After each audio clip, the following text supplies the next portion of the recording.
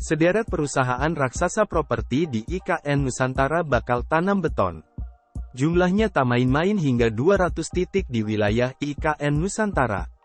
Cek tujuan mereka sebenarnya yang tak lain bakal membangun 200 tower apartemen di IKN Nusantara. Ibu Kota Nusantara atau IKN Nusantara di Kalimantan Timur bakal menjadi hutan apartemen atau rumah susun. Pasalnya, ada sekitar 200 apartemen yang akan dibangun di IKN. Sebelumnya, pemerintah dalam waktu dekat akan membangun 47 tower apartemen khusus untuk aparatur sipil negara alias ASN. Terbaru, Otorita IKN Nusantara menyatakan, pihak swasta akan menggarap pembangunan 200 tower apartemen di kawasan Nusantara. Pembangunan tersebut akan dilakukan oleh 10 perusahaan.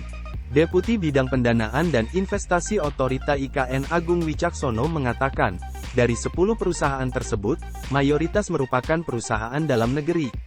Lalu terdapat juga perusahaan yang merupakan konsorsium antara Indonesia dan China, serta terdapat juga yang berasal dari Korea Selatan. Dari 10 itu ada Sumarekon, ada Nindya Karya, Wika Gedung, swasta murni ada Intiland, Trinity, dan Ciputra, ujar dia, usai menghadiri ASEAN Investment Summit 2023, di Hotel Sultan, Jakarta, Minggu, tanggal 3 September tahun 2023. Meskipun sudah membocorkan nama-nama perusahaan, Agung tidak merinci berapa banyak tower yang akan digarap oleh masing-masing perusahaan. Ia juga belum bisa menjabarkan nilai investasi yang digelontorkan. Pasalnya, saat ini perusahaan-perusahaan tersebut masih melakukan studi kelayakan terhadap proyek yang akan digarap. Otorita IKN pun masih menanti penyelesaian kajian tersebut. Kita menunggu studi kelayakan mereka dari 10 mitra itu, kata Agung.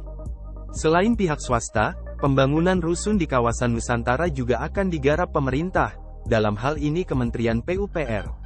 Agung bilang, Kementerian PUPR akan membangun 47 tower rusun di IKN Nusantara. Lebih sedikitnya jumlah proyek pembangunan rusun Kementerian PUPR dibanding swasta selaras dengan rencana pembangunan IKN, yang utamanya mengandalkan dana swasta.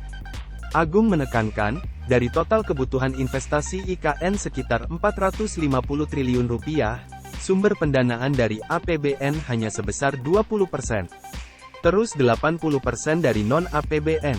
Yang 80% non-APBN ini 50% KPBU berarti yang non-KPBU 30%, ucapnya.